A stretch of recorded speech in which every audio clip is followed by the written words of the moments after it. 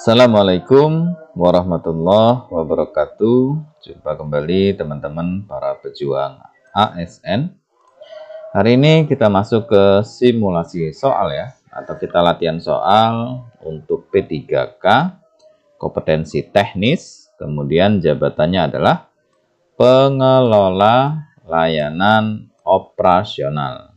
Nah, ini sudah part 12 ya, atau bagian ke-12. Jadi meneruskan tahap 1 kemarin gitu ya. Kemudian soal-soal yang akan kita lakukan simulasi atau latihan ya, itu ada 36 soal teman-teman.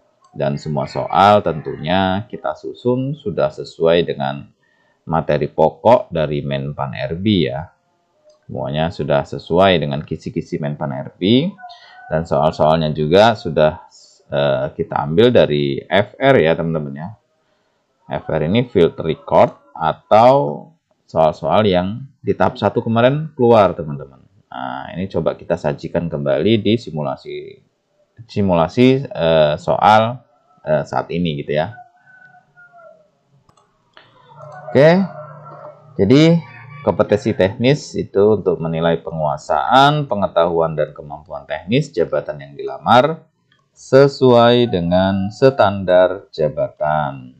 Nah, ini teman-teman materi pokok yang ditetapkan oleh Menpan RB ya untuk formasi jabatan pengelola layanan operasional. Nah, ini kisi-kisinya. Jadi, yang ditetapkan Menpan RB itu ada 5 teman-teman ya. Ada 5. Nah, 1, 2, 3, 4, 5 ini. Nah, semua soal-soalnya itu diambil dari ini dasarnya teman-teman ya. Dari 5 ini gitu. Nah, ini merupakan materi pokok yang sudah ditetapkan secara resmi oleh Menpan RB. Dan kemudian selanjutnya, teman-teman juga harus mempelajari ya materi di luar materi pokok ini untuk teknisnya, yaitu kaitannya dengan TIU, teman-teman. Tes Intelijensia Umum. Jadi kalau kita melihat pengalaman di tahap 1 kemarin ya, di akhir tahun 2024, bahwasanya soal-soal TIU banyak yang keluar teman-teman ya. Jadi teman-teman juga mempelajari TIU ya, tes intelijensia umum. Nah, di dalamnya ada sinonim, ada antonim ya atau lawan kata, ada soal-soal perbandingan, ada soal-soal hitungan sederhana, menghitung jarak, menghitung waktu, menghitung presentase, menghitung keuntungan ya, terus kemudian deret angka dan lain sebagainya.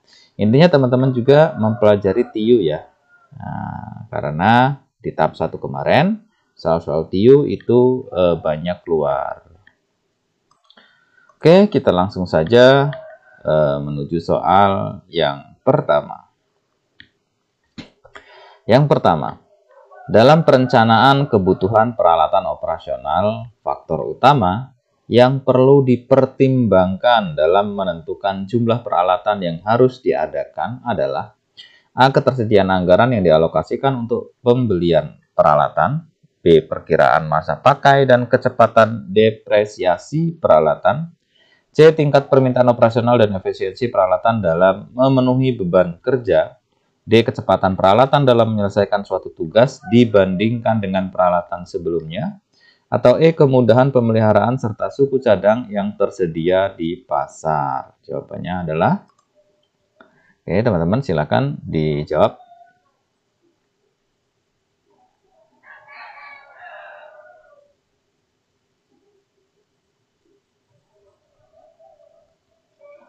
Ya, kita lihat ya. Jawaban yang benar itu adalah yang C. Kenapa yang C? Kita lihat pembahasan.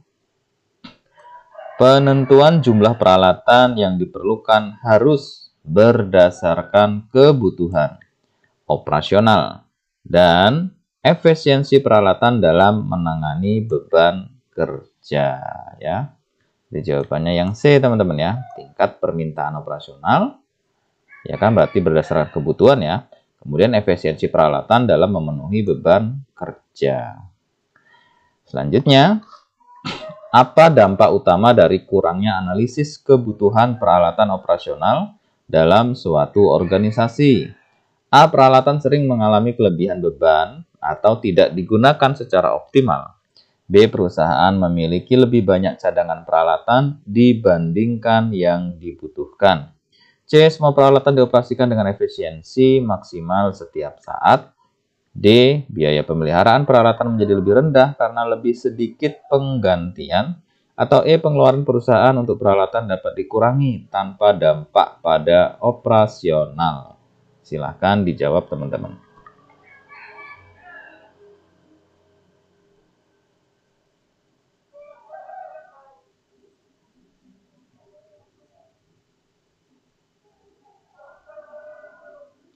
Ya, kita lihat ya. Yang benar itu adalah yang A. Kita lihat pembahasan. Kurangnya analisis kebutuhan itu dapat menyebabkan ketidakseimbangan penggunaan peralatan, di mana beberapa unit mengalami kelebihan beban, sementara yang lain mungkin tidak digunakan secara optimal. Ya, jadi jawabannya yang A. Peralatan sering mengalami kelebihan beban atau tidak digunakan secara optimal. Selanjutnya, dalam menilai efektivitas peralatan operasional yang digunakan, metrik yang paling relevan untuk diperhitungkan adalah A. Jumlah total peralatan yang dimiliki dibandingkan dengan total pekerja. B. Biaya akuisisi peralatan dibandingkan dengan harga pasar rata-rata. C. Tingkat downtime dan efisiensi peralatan dalam mendukung proses operasional. D. Kecepatan pengadaan peralatan baru ketika terjadi kerusakan. Atau E. Jumlah peralatan yang telah melewati umur ekonomisnya. Jawabannya adalah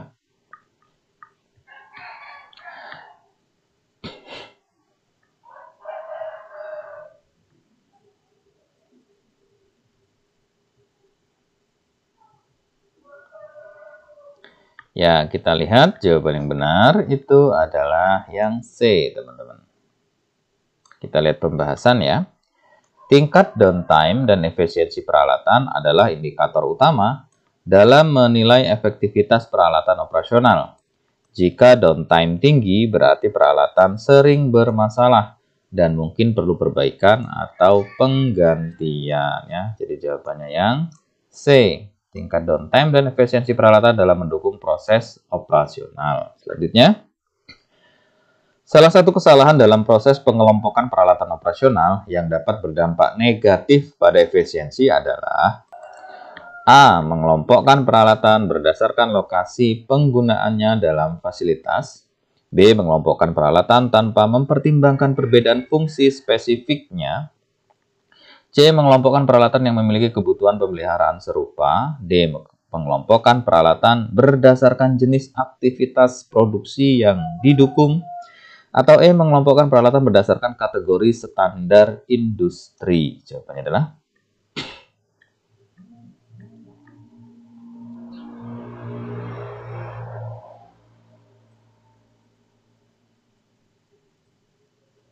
Oke, kita lihat ya. Jawabannya adalah yang B. Kita lihat pembahasannya. Kesalahan utama dalam pengelompokan peralatan adalah tidak mempertimbangkan fungsi spesifiknya yang bisa menyebabkan kebingungan dalam pemeliharaan, pengelolaan, dan penggunaan. Ya, ini ya teman-teman ya. Ini yang dapat berdampak negatif ya. Jadi pengelompokan peralatan tanpa mempertimbangkan perbedaan fungsi spesifiknya. Oke, selanjutnya.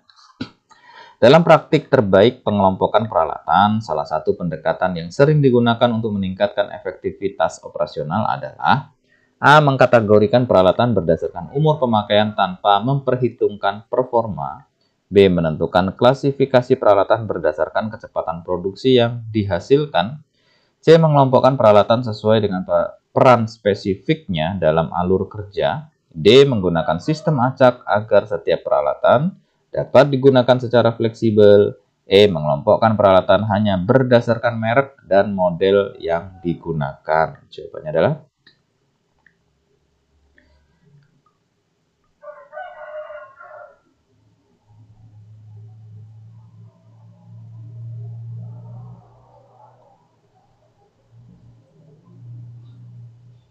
ya, kita lihat ya. Jawaban yang benar itu adalah yang C.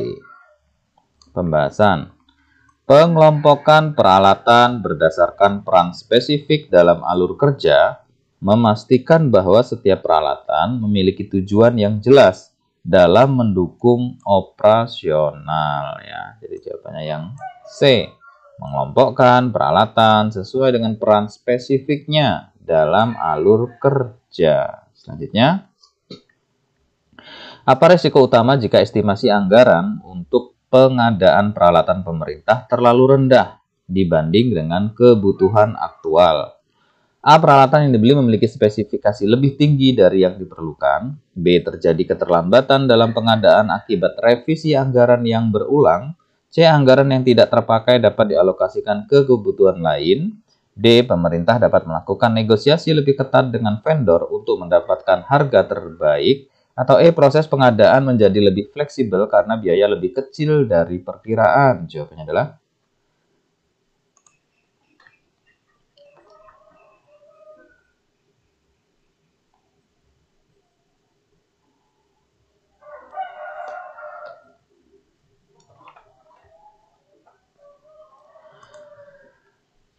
kita lihat jawaban yang benar, itu adalah yang B.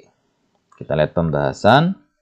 Jika anggaran terlalu rendah, organisasi harus melakukan revisi anggaran atau mencari sumber dana tambahan yang bisa menyebabkan keterlambatan pengadaan. Ya, jadi jawabannya yang B ya.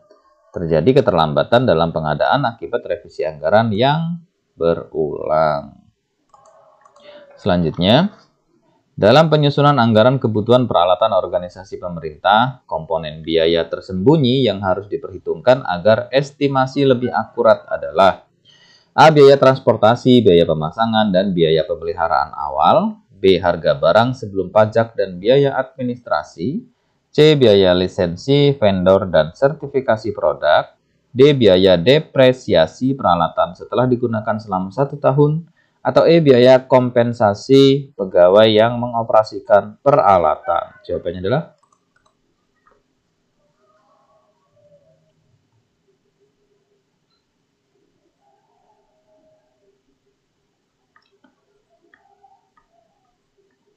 kita lihat jawabannya adalah yang A ya teman-teman. Pembahasan. Biaya tersembunyi yang sering terabaikan dalam anggaran adalah biaya transportasi atau pengiriman barang ya, biaya pemasangan, instalasi, dan pemeliharaan awal yang mungkin diperlukan untuk memastikan peralatan dapat digunakan dengan optimal. Ya, jadi jawabannya adalah yang A. Biaya transportasi, biaya pemasangan ya atau instalasi, dan biaya pemeliharaan awal. Selanjutnya, apa risiko utama jika organisasi pemerintah tidak memiliki sistem penentuan prioritas kebutuhan peralatan? A. Semua peralatan yang dibutuhkan tetap dapat dibeli, tetapi dalam periode yang lebih lama. B. Pengadaan peralatan menjadi tidak efisien dan menghambat operasional organisasi. C. Anggaran tahunan bisa lebih fleksibel karena tidak ada batasan dalam pengadaan peralatan. D. Organisasi dapat mengajukan tambahan anggaran setiap tahun tanpa hambatan. E. Seluruh peralatan yang dimiliki tetap dapat digunakan tanpa perlu perencanaan penggantian. Jawabannya adalah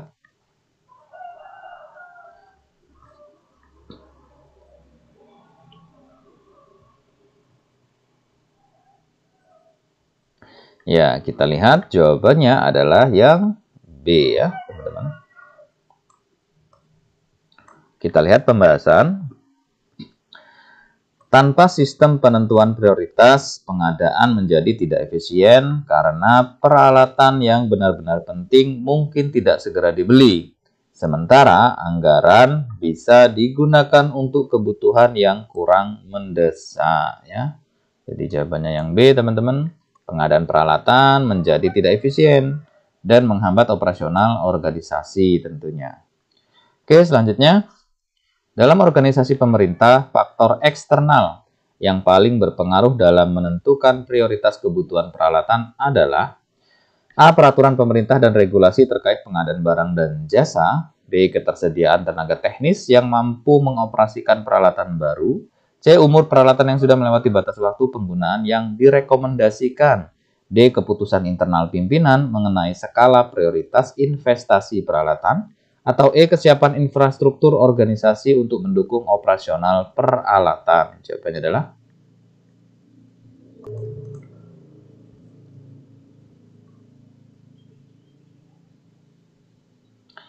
kita lihat jawabannya adalah yang A. Kita lihat pembahasan ya. Faktor eksternal yang paling berpengaruh adalah peraturan pemerintah dan regulasi pengadaan. Karena organisasi pemerintah harus mengikuti aturan yang berlaku termasuk dalam menetapkan prioritas ya. Jadi faktor eksternalnya itu adalah peraturan pemerintah dan regulasi terkait pengadaan barang dan jasa. Selanjutnya, dalam proses pengadaan peralatan operasional pada instansi pemerintah, prinsip utama yang harus selalu diutamakan adalah A. Memilih vendor dengan harga termurah untuk menghemat anggaran. B. Menyesuaikan spesifikasi peralatan dengan standar yang ditetapkan dalam e-katalog pemerintah. C. Mengutamakan pengadaan dari vendor lokal tanpa melalui proses seleksi terbuka. D. Memilih peralatan dengan kualitas terbaik tanpa mempertimbangkan anggaran yang tersedia. Atau E. Mengutamakan pengadaan peralatan yang dapat dikirim paling cepat oleh vendor. Jawabannya adalah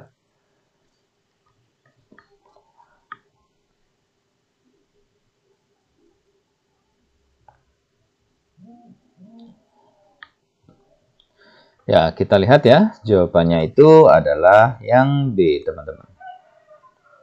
Kita lihat pembahasan. Dalam pengadaan peralatan operasional pemerintah,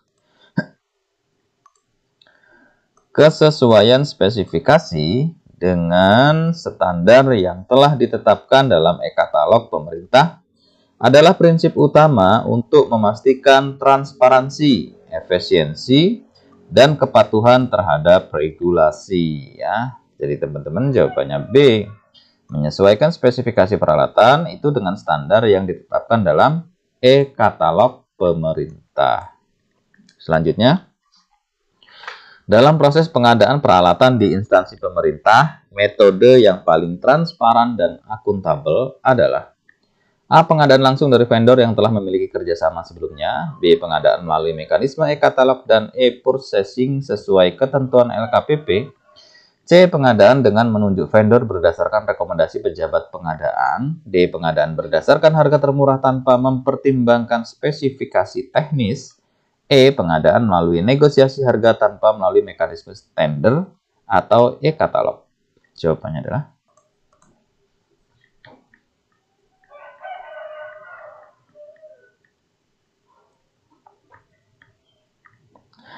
kita lihat jawaban yang benar itu adalah yang B. Pembahasan. Mekanisme e-katalog dan e-purchasing yang diatur oleh Lembaga Kebijakan Pengadaan Barang Jasa Pemerintah atau LKPP adalah metode paling transparan dan akuntabel karena telah melalui proses verifikasi dan standar yang jelas ya. Jadi jawabannya yang B, teman-teman ya. Pengadaan melalui mekanisme e-katalog dan e-purchasing sesuai ketentuan LKPP. Selanjutnya, salah satu strategi terbaik untuk memastikan pemeliharaan peralatan dilakukan secara efektif dan tepat waktu dalam instansi pemerintah adalah A. Mengandalkan laporan kerusakan dari pengguna peralatan sebelum melakukan perawatan. B. Menggunakan sistem manajemen pemeliharaan berbasis teknologi untuk mencatat dan menjadwalkan perawatan. C. Menjadwalkan pemeliharaan hanya jika peralatan menunjukkan tanda-tanda kerusakan. D. Mengurangi frekuensi pemeliharaan agar anggaran dapat dialokasikan untuk kebutuhan lain. E. Menentukan jadwal pemeliharaan berdasarkan ketersediaan teknisi, bukan kebutuhan peralatan. Jawabannya adalah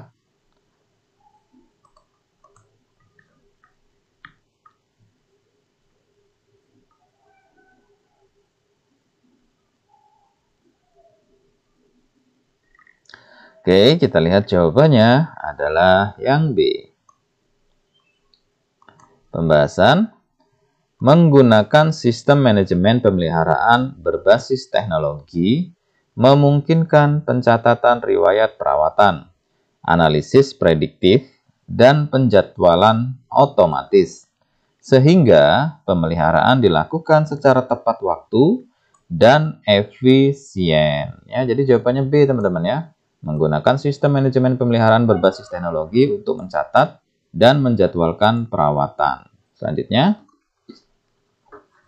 dalam perencanaan pemeliharaan peralatan, indikator utama yang menunjukkan bahwa sistem pemeliharaan berjalan dengan baik adalah A. Berkurangnya pengeluaran anggaran pemeliharaan dari tahun ke tahun, B. Minimnya jumlah peralatan yang mengalami kerusakan mendadak selama operasional, C. Bertambahnya jumlah peralatan baru yang dibeli untuk menggantikan peralatan lama, D. Berkurangnya jumlah teknisi yang dibutuhkan karena pemeliharaan lebih jarang dilakukan, atau E. Peningkatan anggaran pemeliharaan sebagai bentuk investasi jangka panjang. Jawabannya adalah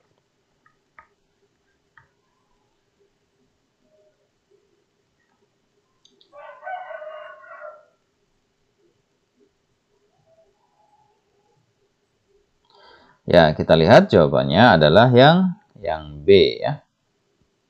Pembahasan indikator utama keberhasilan sistem pemeliharaan adalah berkurangnya jumlah peralatan yang mengalami kerusakan mendadak. Karena ini menunjukkan bahwa peralatan dirawat dengan baik dan tetap dalam kondisi optimal. Ya, jadi jawabannya yang B ya. Minimnya jumlah peralatan yang mengalami kerusakan mendadak selama operasional.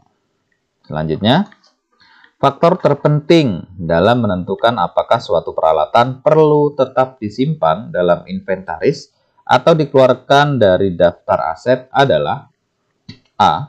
Umur ekonomis peralatan berdasarkan standar yang ditetapkan oleh pemerintah, B. Frekuensi penggunaan dan kondisi operasional peralatan tersebut, C. Nilai buku aset setelah depresiasi dalam laporan keuangan tahunan, D. Kesediaan anggaran untuk membeli peralatan pengganti jika diperlukan, atau E. Jumlah unit peralatan serupa yang masih tersedia dalam inventaris. Jawabannya adalah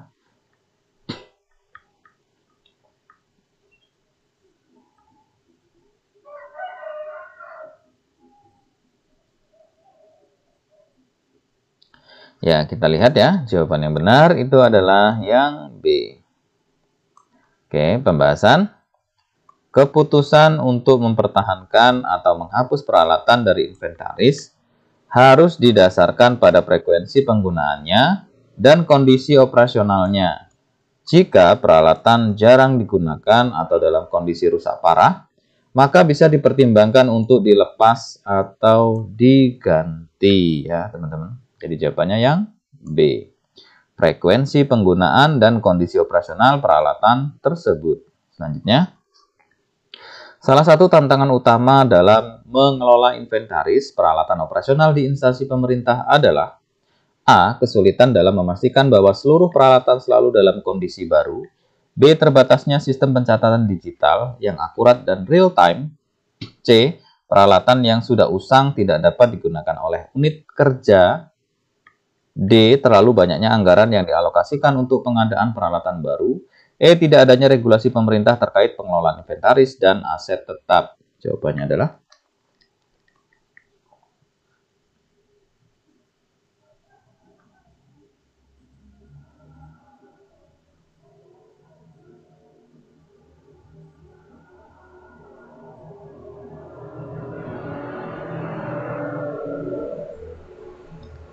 kita lihat jawaban yang benar itu adalah yang B ya. Pembahasan. Salah satu tantangan utama dalam pengelolaan inventaris adalah kurangnya sistem pencatatan digital yang akurat dan real time, yang menyebabkan ketidaksesuaian antara data administrasi dan kondisi nyata di lapangan. Ya, jadi jawabannya B, teman-teman.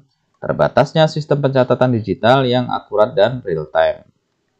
Selanjutnya, apa tantangan utama dalam mengimplementasikan teknologi untuk perencanaan kebutuhan peralatan operasional di instansi pemerintah? A. Kesulitan dalam mendapatkan persetujuan anggaran untuk sistem teknologi baru. B. Tidak tersedianya data historis penggunaan peralatan dalam sistem yang ada. C. Kurangnya keterampilan teknis pegawai dalam mengoperasikan sistem berbasis teknologi. D. Perbedaan standar spesifikasi teknologi antara berbagai instansi pemerintah. E. Keterbatasan jumlah vendor yang menyediakan sistem manajemen aset berbasis teknologi. Jawabannya adalah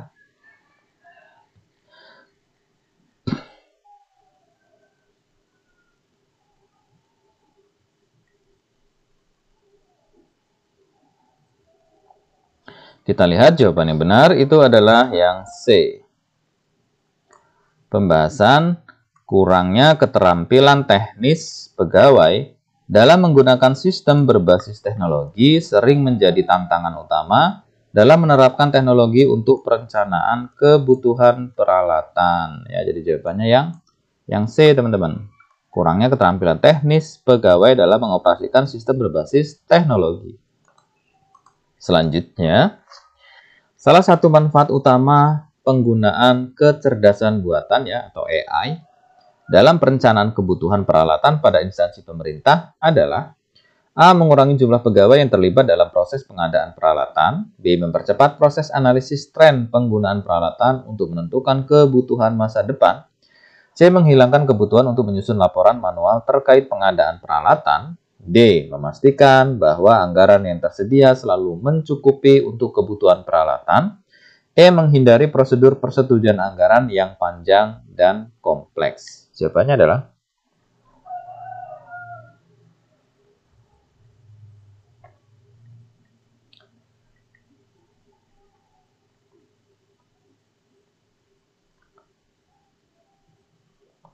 ya, kita lihat ya, jawabannya adalah yang B. Pembahasan AI ya, atau kecerdasan buatan dapat menganalisis tren penggunaan peralatan dengan cepat dan akurat, membantu dalam merencanakan kebutuhan masa depan berdasarkan pola penggunaan sebelumnya. AI tidak dirancang untuk mengurangi jumlah pegawai ya, seperti A ya, tetapi lebih untuk membantu efisiensi kerja. Jadi jawabannya B ya. Mempercepat proses analisis tren penggunaan peralatan untuk menentukan kebutuhan di masa depan. Oke, selanjutnya.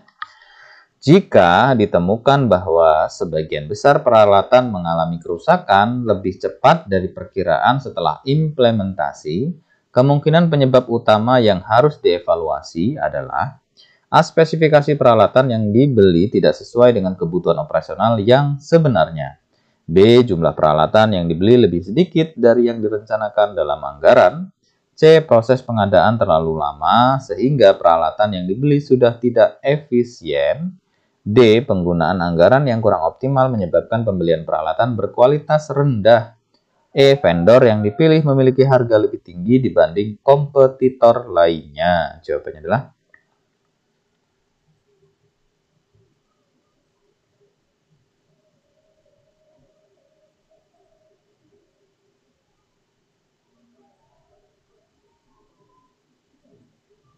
Oke, kita lihat ya, jawaban yang benar itu adalah yang A.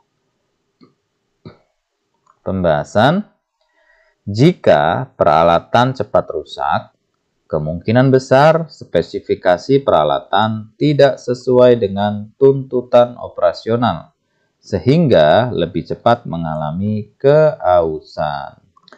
Jadi jawabannya yang A. Spesifikasi peralatan yang dibeli tidak sesuai dengan kebutuhan operasional yang sebenarnya.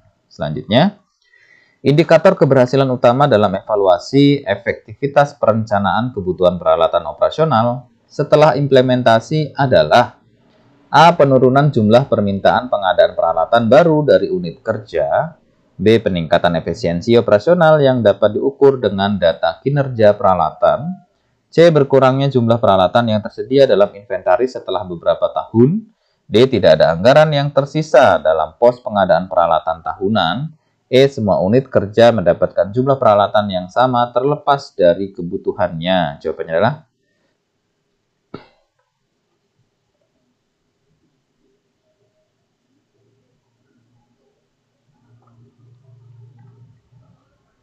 Oke, kita lihat ya. Jawaban yang benar itu adalah yang B.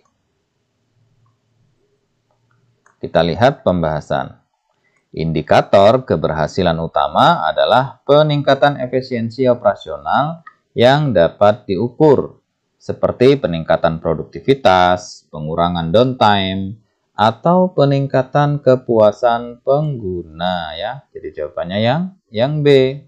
Peningkatan efisiensi operasional yang dapat diukur dengan data kinerja peralatan. Selanjutnya, apa dampak utama jika SOP pemeliharaan peralatan operasional tidak disusun dengan baik? A. Pegawai mengalami kesulitan dalam memahami cara menggunakan peralatan baru. B. Peralatan lebih sering mengalami kerusakan dan membutuhkan perbaikan lebih sering. C. Biaya pengadaan peralatan meningkat akibat pembelian unit baru yang tidak direncanakan. D. Semua unit kerja menggunakan peralatan dengan cara yang berbeda-beda. Atau E. Proses pemeliharaan hanya dapat dilakukan oleh vendor tertentu yang telah ditunjuk. Jawabannya adalah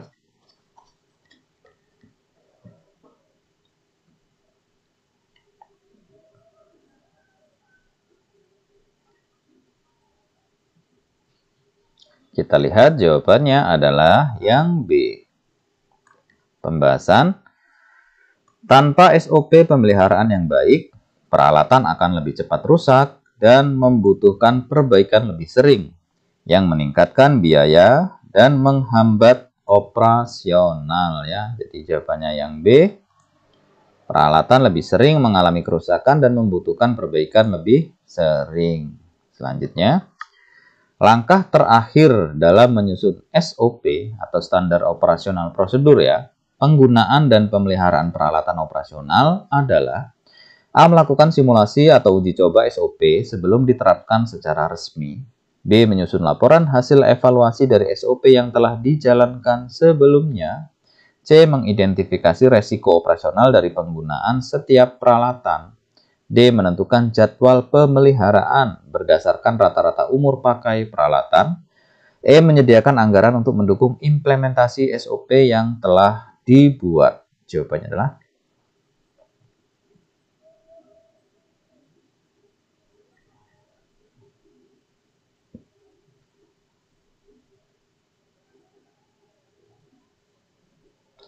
ya, kita lihat jawabannya adalah yang A. Pembahasan.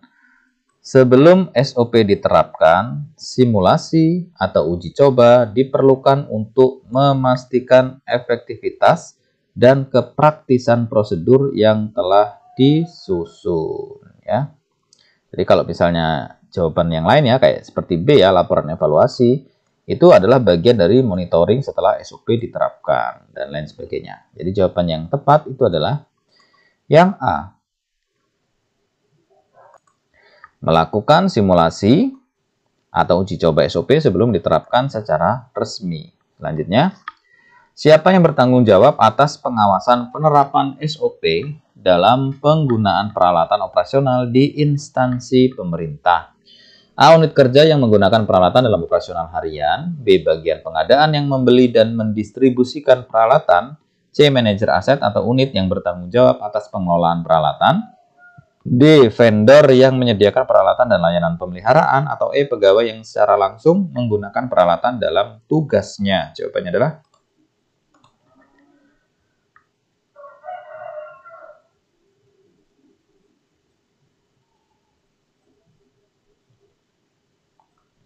kita lihat jawabannya adalah yang C. Pembahasan. Pengawasan penerapan SOP menjadi tanggung jawab manajer aset atau unit pengelola peralatan. Karena mereka bertugas memastikan bahwa prosedur yang telah ditetapkan dijalankan dengan benar. Ya, jadi jawabannya yang C. Manajer aset atau unit yang bertanggung jawab atas pengelolaan peralatan. Selanjutnya, salah satu metode yang paling efektif untuk mengidentifikasi peralatan yang perlu diganti berdasarkan evaluasi kinerja adalah A. Menggunakan metode Mean Time Between Failures atau MTBF ya, untuk mengetahui rata-rata waktu antara kegagalan peralatan. B. Membandingkan harga peralatan baru dengan harga peralatan lama dalam laporan keuangan. C. Menghitung total nilai penyusutan peralatan sejak pertama kali dibeli. D. Menggunakan survei pengguna untuk mengetahui apakah mereka merasa peralatan masih layak digunakan. E. Mengandalkan rekomendasi vendor dalam menentukan apakah peralatan sudah harus diganti. Jawabannya adalah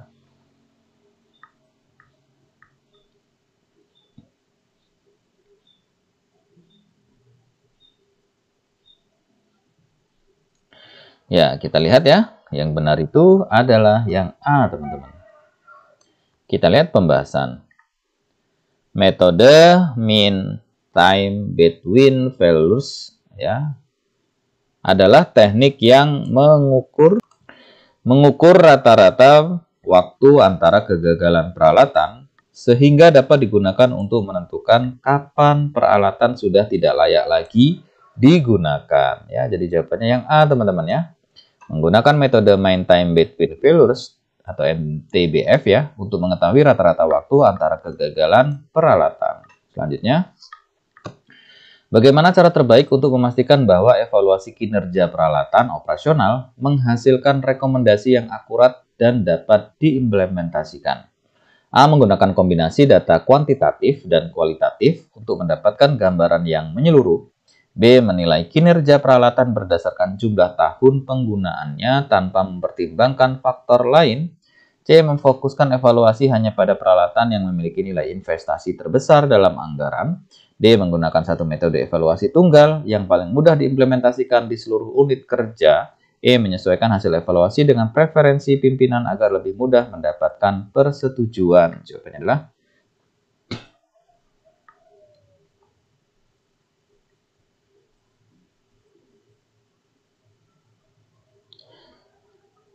kita lihat jawaban yang benar itu adalah yang A, teman-teman. Kita lihat pembahasan. Evaluasi yang efektif harus menggunakan kombinasi data kuantitatif. Misalnya, waktu downtime, biaya pemeliharaan, MTBF, dan kualitatif. Misalnya, umpan balik pengguna, tingkat kepuasan. Agar hasilnya lebih akurat dan dapat diimplementasikan dengan baik. Jadi jawabannya adalah yang A ya. Menggunakan kombinasi data kuantitatif dan kualitatif untuk mendapatkan gambaran yang menyeluruh. Selanjutnya, untuk memitigasi resiko kegagalan operasional akibat kerusakan peralatan, langkah paling efektif yang harus dilakukan adalah A. Memastikan bahwa setiap peralatan memiliki suku cadangan dalam jumlah besar. B. Menerapkan sistem pemeliharaan preventif dengan jadwal yang telah ditentukan. C. Mengurangi penggunaan peralatan agar tidak cepat mengalami keausan. D. Mengandalkan vendor untuk menangani semua perbaikan tanpa tim teknis internal. E. Memprioritaskan pembelian peralatan baru daripada memperbaiki peralatan lama. Jawabannya adalah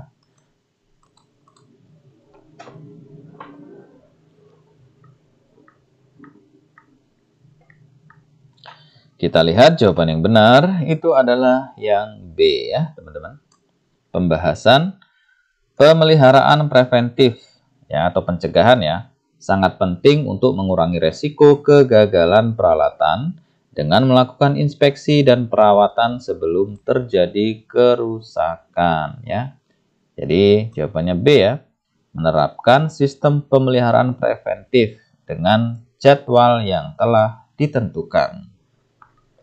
Selanjutnya, salah satu resiko keamanan utama dalam penggunaan peralatan operasional di instansi pemerintah adalah A. Tidak adanya prosedur pemeliharaan berkala yang terjadwal dengan baik.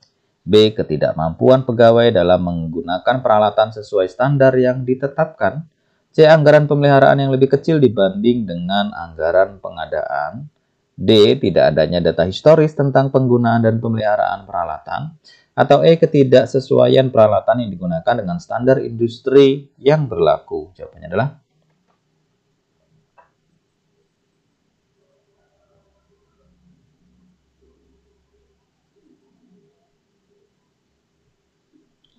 kita lihat jawaban yang benar itu adalah yang B ya. Pembahasan ketidakmampuan pegawai dalam menggunakan peralatan dapat meningkatkan resiko kecelakaan, kerusakan peralatan, dan ketidakefektifan operasional.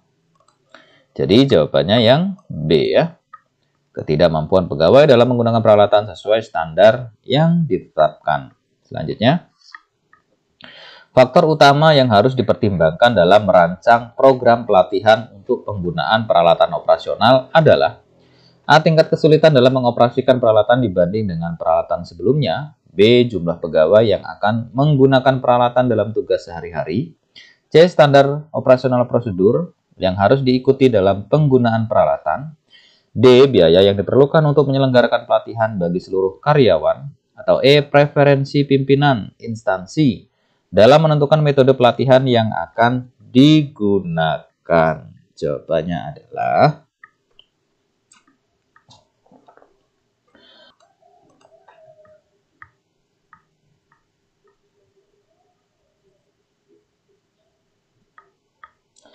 kita lihat jawabannya yang benar adalah yang C. Pembahasan. Faktor utama dalam merancang pelatihan adalah SOP yang berlaku. Karena setiap peralatan memiliki prosedur penggunaan yang harus diikuti untuk menjamin keamanan dan efisiensi. Ya, jadi jawabannya yang C, teman-teman. Standar operasional prosedur yang harus diikuti dalam penggunaan peralatan. Selanjutnya, bagaimana cara terbaik untuk mengukur keberhasilan pelatihan dalam penggunaan peralatan operasional? A. Menghitung jumlah pegawai yang telah mengikuti pelatihan dan menerima sertifikasi. B. Melakukan evaluasi kinerja pegawai sebelum dan setelah pelatihan untuk melihat perbedaannya. C. Memantau jumlah peralatan yang mengalami kerusakan setelah program pelatihan diterapkan. D. Mengukur tingkat kepuasan pegawai terhadap metode pelatihan yang diberikan. E. Memastikan bahwa semua pegawai memahami spesifikasi teknis peralatan yang digunakan. Jawabannya adalah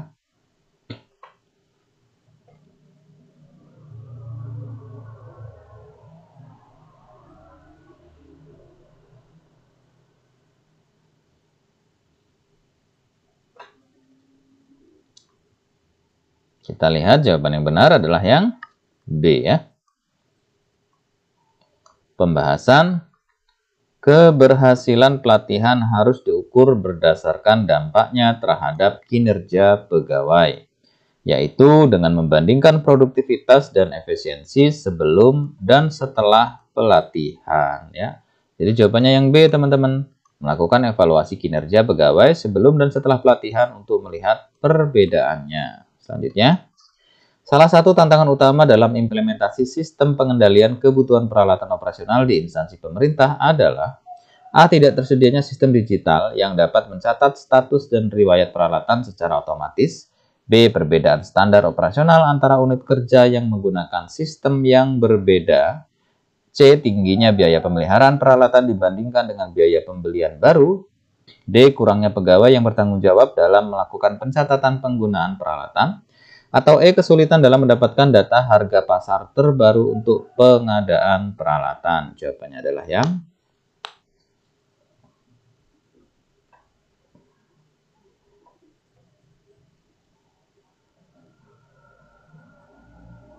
ya, kita lihat ya, jawabannya adalah yang A. Pembahasan. Tantangan utama dalam sistem pengendalian adalah ketidaktersediaan sistem digital yang mampu mencatat status peralatan secara otomatis. Karena pencatatan manual rawan kesalahan dan tidak efisien ya. Jadi tantangan utamanya ini teman-teman ya, yang termasuk tantangan utama. Tidak tersedianya sistem digital yang dapat mencatat status dan riwayat peralatan secara otomatis. Selanjutnya, salah satu metode terbaik untuk memastikan bahwa sistem pelaporan kebutuhan peralatan selalu akurat dan terkini adalah A. Melakukan audit inventaris peralatan setiap 6 bulan untuk mengevaluasi data yang tercatat. B. Memastikan bahwa hanya pegawai senior yang memiliki akses untuk memperbarui data inventaris. C. Mengandalkan vendor eksternal untuk menyusun laporan ketersediaan peralatan operasional. D. Menggunakan sistem berbasis cloud untuk pencatatan otomatis dan akses real-time terhadap data peralatan. E. Mengharuskan setiap unit kerja untuk mengajukan laporan kebutuhan mereka setiap bulan. Jawabannya adalah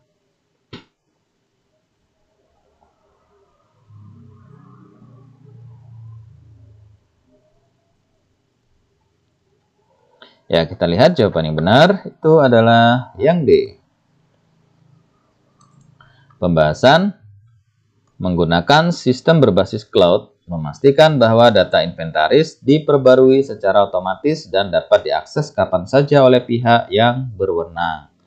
Jadi yang D ya teman-teman ya, menggunakan sistem berbasis cloud untuk pencatatan otomatis dan akses real-time terhadap data peralatan. Selanjutnya, faktor utama yang harus dipertimbangkan dalam menentukan jumlah peralatan cadangan dalam rencana kontingensi adalah A. Rata-rata usia pemakaian peralatan sebelum mengalami kegagalan. B. Kapasitas penyimpanan yang tersedia untuk menyimpan peralatan cadangan. C. Anggaran yang tersedia untuk pengadaan peralatan baru setiap tahun. D. Tingkat resiko operasional jika terjadi kekurangan atau kerusakan peralatan. E. Kebijakan pemerintah terkait standar minimum jumlah peralatan dalam inventaris. Jawabannya adalah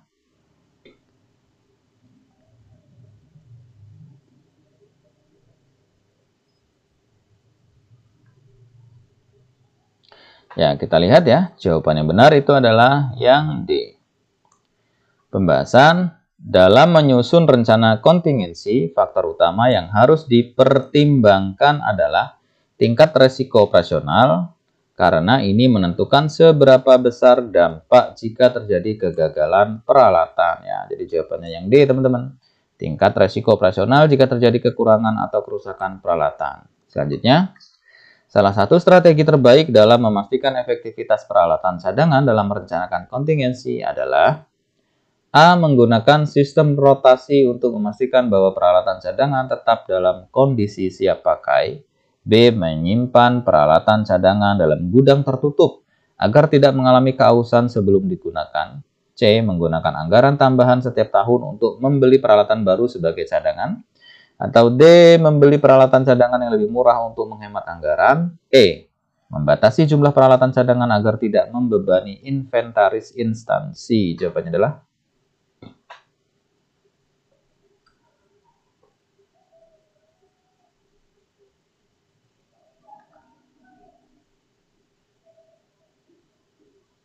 kita lihat jawaban yang benar itu adalah yang A, teman-teman.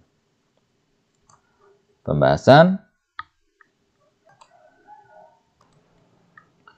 sistem rotasi memastikan bahwa peralatan cadangan digunakan secara berkala sehingga tetap dalam kondisi optimal dan tidak mengalami degradasi akibat penyimpanan terlalu lama. Ya.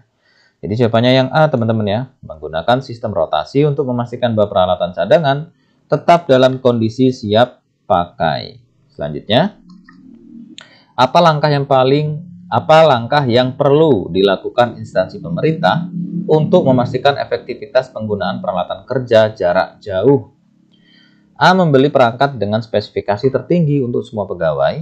B. Menyediakan panduan penggunaan dan pelatihan berkala bagi pegawai. C. Mengandalkan pegawai untuk mengelola peralatan mereka sendiri. D. Membatasi akses pegawai ke sistem secara ketat tanpa sosialisasi.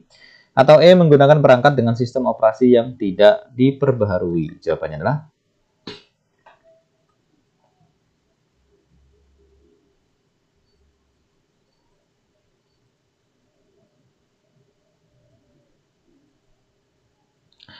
kita lihat jawaban yang benar adalah yang B. Pembahasan agar perangkat operasional dapat digunakan secara optimal dalam kerja jarak jauh, pegawai perlu mendapatkan panduan dan pelatihan yang memadai. Ini mencakup cara penggunaan perangkat, pemecahan masalah teknis, serta langkah-langkah keamanan cyber yang harus diterapkan. Pelatihan berkala membantu meningkatkan efektivitas dan efisiensi kerja, serta mengurangi resiko kesalahan penggunaan perangkat. Ya, jadi jawabannya yang B, teman-teman. Menyediakan panduan penggunaan dan pelatihan berkala bagi pegawai. Selanjutnya, bagaimana instansi pemerintah dapat mengelola pemeliharaan perangkat operasional dalam kerja jarak jauh? A. Menugaskan pegawai untuk memperbaiki sendiri perangkat mereka. B. Menyediakan layanan dukungan teknis jarak jauh bagi pegawai. C. Menunggu perangkat mengalami kerusakan sebelum melakukan perawatan. D. Membeli perangkat baru setiap kali terjadi masalah teknis. E. Tidak melakukan pemeliharaan karena perangkat akan diganti secara berkala. Jawabannya adalah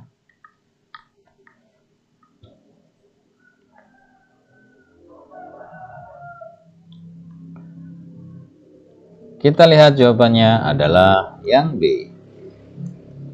Pembahasan. Agar perangkat tetap berfungsi dengan baik dalam lingkungan kerja jarak jauh, instansi pemerintah perlu menyediakan layanan dukungan teknis jarak jauh. Dukungan ini bisa berupa helpdesk IT, remote troubleshooting, atau sistem tiket untuk pelaporan masalah teknis. Dengan adanya layanan ini, masalah perangkat dapat diatasi dengan cepat tanpa mengganggu produktivitas pegawai. Ya, jadi jawabannya yang B. Menyediakan dukungan teknis jarak jauh bagi pegawai. Ya, misalnya seperti tadi ya, dukungan berupa helpdesk IT, remote troubleshooting, atau sistem tiket pelaporan, dan lain sebagainya. Selanjutnya, manakah di antara strategi berikut yang paling efektif dalam mengurangi pemborosan dalam pengelolaan peralatan operasional di instansi pemerintah? A. Meningkatkan anggaran tahunan untuk pengadaan peralatan baru. B. Memperketat prosedur pengadaan untuk mengurangi pembelian yang tidak perlu. C. Menunda perawatan rutin guna menghemat anggaran pemeliharaan. D. Menghapus peralatan lama tanpa mengevaluasi kemungkinan daur ulang atau pemanfaatan ulang. E. Menggunakan sistem pencatatan manual untuk mengontrol penggunaan peralatan. Jawabannya adalah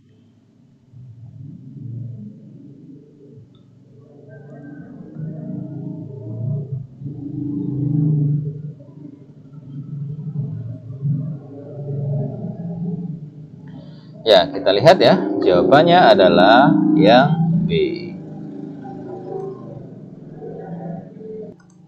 Pembahasan. Salah satu penyebab pemborosan dalam pengelolaan peralatan operasional adalah pengadaan yang tidak terkendali.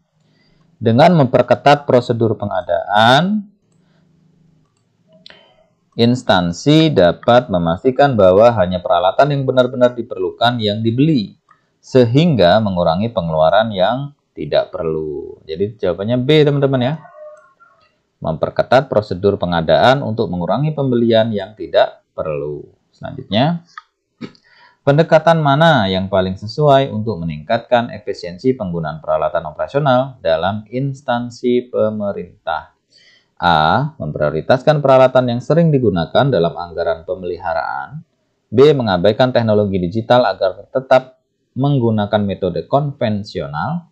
C. Mengganti seluruh peralatan lama dengan yang baru tanpa analisis kebutuhan. D. Mengurangi frekuensi pemeliharaan untuk menghemat anggaran tahunan. E. Menjadwalkan pemakaian peralatan berdasarkan permintaan pegawai tanpa regulasi ketat. Jawabannya adalah